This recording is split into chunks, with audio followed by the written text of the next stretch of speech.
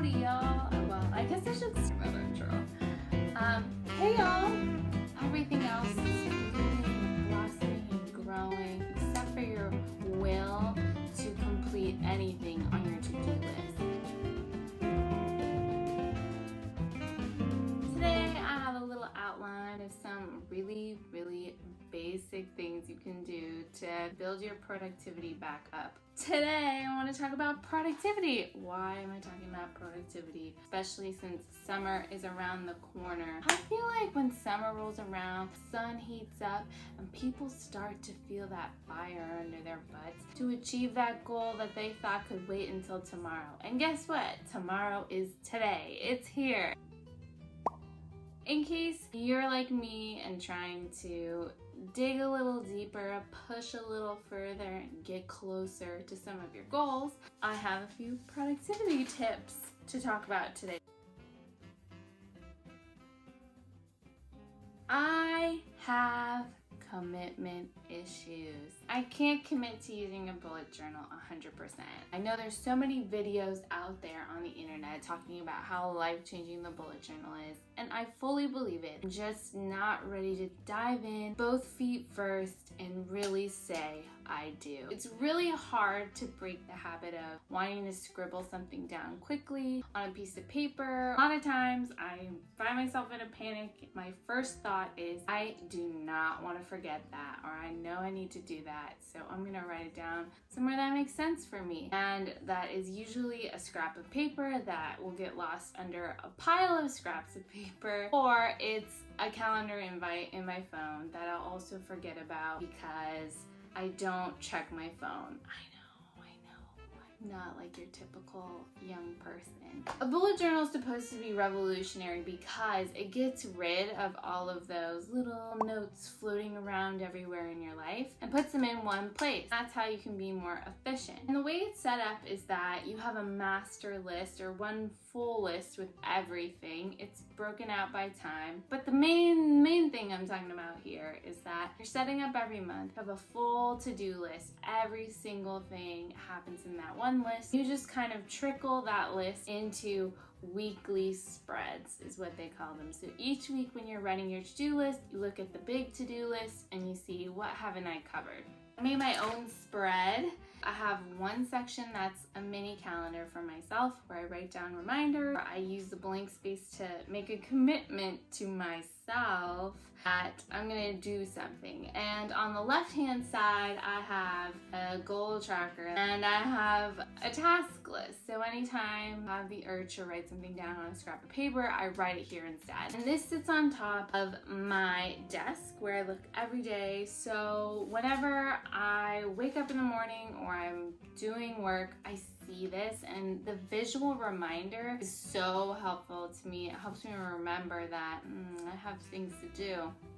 Don't we all? I would recommend creating a monthly bullet list. Sometimes to-do lists can get really overwhelming and it's so annoying to every day be writing the to-do list over and over again. Some people really like the repetition of that, but for me, it's not my favorite. I feel like I'm in a hamster wheel and not really going anywhere. And the good thing about the monthly spread is that you can really see the full picture of everything that you need to do, and you get that satisfaction of crossing things off the list, and you see your progress visually. And I'm a visual learner, so I like to have that. This brings me to tip number 2,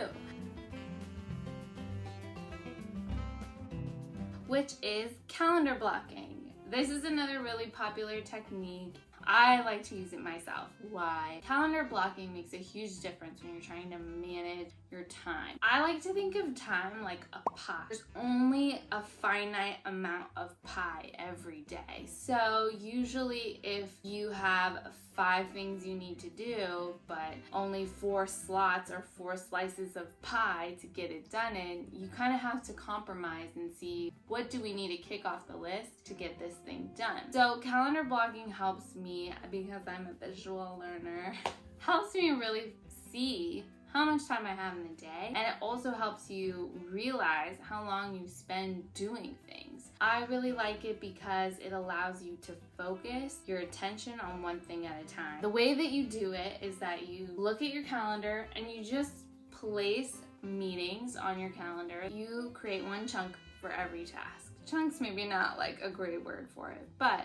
it helps you see how many actual things are you going to get done and how long is it going to take you. Before I did calendar blocking, I kind of had like a butterfly, or I used to call it a Roomba approach to tackling my to-do list. And I used to tell myself that it was really effective because I was just slowly chipping away at everything all at once. It was kind of like an even shave off the top, if you will. But the problem with that method was that I wasn't actually completing anything fully, never crossing it all the way off. And sometimes when you have 10 tasks that are all lingering in some state of being in progress, that can kind of wear you down or make you more ineffective, because every time you switch from task to task, your mind has to recalibrate, I guess. Your brain is getting ready for a new activity, and that takes time. It's better to just focus on one thing at a time and actually get it done. Calendar blocking really helps me with that, and I really like it. Calendar blocking is helpful because it helps me understand how much I can realistically get done in a day. Before, when I was butterflying around my to-do list, I couldn't really tell you how long something was going to take me to get done because I was spreading it out over weeks and weeks and weeks. Having blocked out my calendar in this way for so many years, I can knock out one task and only take 30 minutes. So that really motivates me to see if I can get more into my calendar or more things done, or if I can meet that deadline. Whenever you have to do a task, you also really have to get your mind ready for it. I used to be able to go into work, sit down, just focus on something for hours and get into the zone, is what they call it, or some people call it flow. And that used to be really easy for me, but now my mind is here, there, and everywhere because there's YouTube or there's notifications jumping up on my computer. And I'm not normally distracted by my phone, but I am distracted by emails. Someone's instant messaging you or someone's pinging you. It can be really easy to be pulled away from whatever task you're working on. And honestly, if you get an email, the time it takes for you to break away from what you're doing, to read the email, comprehend it in your mind, then think about whether or not you want to respond, it steals time from the time slot that you had designated for your task. Having the time blocks on my calendar really helps me say to myself, hey,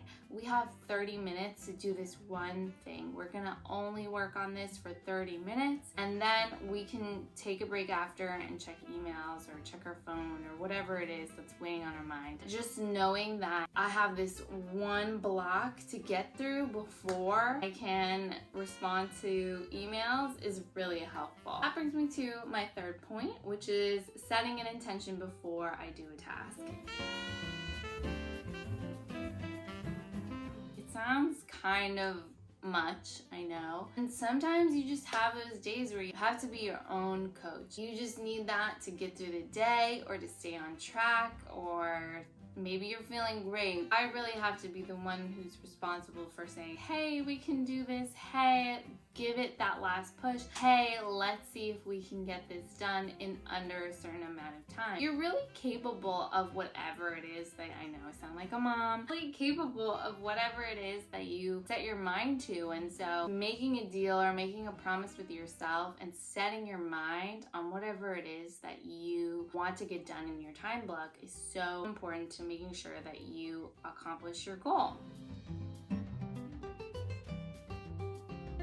My fourth tip is waking up early. I know waking up early is not for everyone. Some people are just naturally morning birds, and I think I'm one of them. I like to pretend. I like to pretend I'm one of them. If you're on the fence thinking about it, let me just say, if you wake up at 5, I'm not saying that you should, but you could if you wanted to. If you wake up at 5, and let's say you normally started your day at 9, there's about 4 hours between 5 a.m. and 9 a.m. and that's half a work day. Just imagine if you think back to that pie that I was talking about, how many more slices are you adding to that pie that you have in your day? And I'm not saying that, waking up early is important to getting your work done, but what I'm really saying is waking up early helps you find time in the day to do things that really energize you. I don't wake up at 5 a.m. to dive straight into work. I use that time to actually do things for myself. I use it to read or to pretend to read or to meditate. It's my time to do whatever it is I want